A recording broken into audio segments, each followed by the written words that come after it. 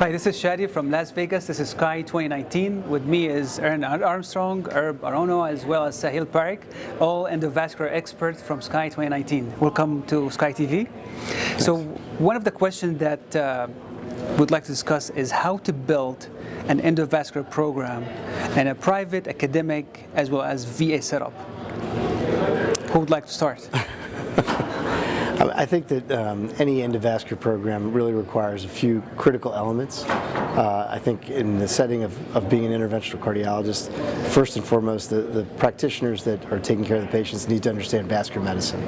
And I think those skill sets are important. That usually includes having access to a vascular laboratory that's a high-quality, accredited lab to do non-invasive evaluation. And then, of course, there's got to be the cognitive knowledge and the skills to do the procedures. And so those are the bare essentials.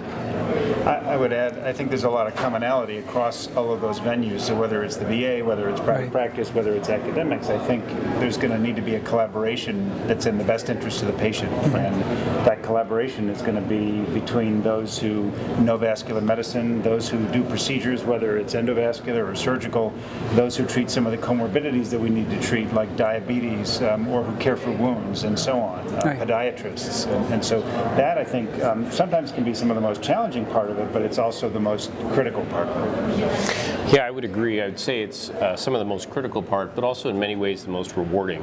Patients with critical limb ischemia, because of their medical complexities, the reality is that no one practitioner can take care of all of the aspects. And for example, revascularization is probably half or less than half of the overall goal of limb salvage. I think podiatrists, for example, can be very close collaborators. At the VA where I practice, we meet every week with the podiatrists and have essentially a wound conference where we discuss everyone who has an open wound. And that's been a rich source of collaboration that I think is really patient-centric in the end, and that's our overall goal. Yeah, but this started at some point. You were the kind of the anchor of the project, right? You started the initiative in that institution more than there is already a program set up and you walked into it. This is, for example, one of the challenges I'm walking into, other early career walking into, how you can establish a program beside having good outcome, safe outcome, and so forth. So how can I navigate through having patient walking into testing, getting the test he wants, and eventually getting referred back to his physician? To be frank, I think one of the most challenging parts about this is that there are multiple specialists who might be competing with each other, right? And so the question is, how can one compete in a way that's in the best interest of the patient? And I think to do that and to truly collaborate, you have to build relationships. And so I think you have to start with the lowest hanging fruit.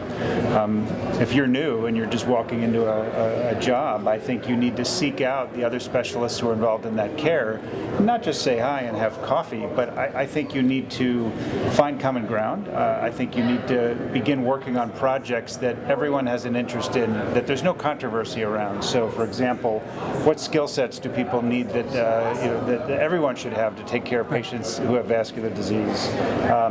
Maybe quality, right? How do we capture quality? Is it a registry? What initiatives might we partner around together to try to improve quality?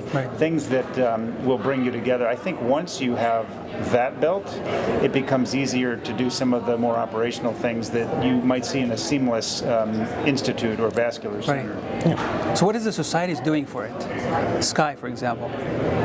Well, I think there's a number of ways that the society sort of supports this mission. I think the number one, first and foremost, is education. I think the society provides a venue to educate us as vascular specialists as opposed to just interventional cardiologists who are doing procedures. We provide support for vascular medicine education and also interventional procedures. And then beyond that, I think the Vascular Disease Council and members of the various committees, myself in education, and others are working hard so that we have competency documents to underscore the importance of certain clinical competencies that are required to care for these patients, and also doing advocacy work in partnership with other societies, whether it's on the basis of trying to access new technologies or disruptive technologies that we don't have available, or to preserve reimbursements for things that we think are important for our patients, or to provide access to care. And those are just a few examples. I think an area that we may see SCAI enter into as it relates to CLI might be research. SCAI has entered into a new era where we're now looking at how we might support member research, and it's entirely possible that some of that support might make its way to projects that are centered on CLI. There are a lot of questions that need to be answered in that space. Even the question of the CLI team is something where it seems intuitive, it makes sense, but there's not a lot of evidence base to support it, but there needs to be. So hopefully we'll see the society go in that direction as well. Yeah, and I think to that point, the extent of vascular education that interventional fellows receive in their training is quite variable across the U.S. So I think that SCAI plays a very important role in establishing some of those quality standards and training standards. But importantly, also other venues such as at SCAI here with the peripheral component, and the SCAI Fellows course this year as well will also have an expanded endovascular focus as well that I think will help add to the important knowledge base and also just the commonality of the community of vascular specialists. Yeah. I mean, do you think there is a call for kind of a consensus document between all societies about standardizing care of CLI and how to launch a CLI program?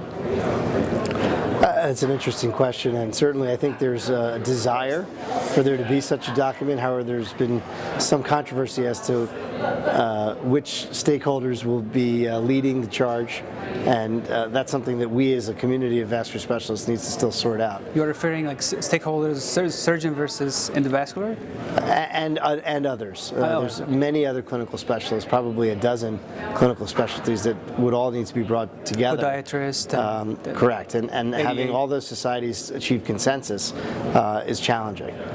So in that regard, I think that's something that the Vascular Disease Council and others here at SCAI will be working on in the coming years. So the gap we see in PCI in women, is it also similar in PVI or peripheral endovascular therapy? When you talk about this gap, are you talking about being underserved or late presenters? On the patient side? Yeah, it's interesting. I'm actually engaged in some research right now using a national data set where we're seeing just that, that there are the same disparities that we see on the coronary side and the vascular side. And it's available in women too. Well, I mean, there's definitely a lot of work to do, and this is a work in progress at this point, from society as well as from individual who is pioneering the field. Thank you for your time, really appreciate you, and for all the insight. Please watch this video on SCAI-TV as well as clinicaltrials.org. This is Shadi Reyes from Las Vegas. Thank you.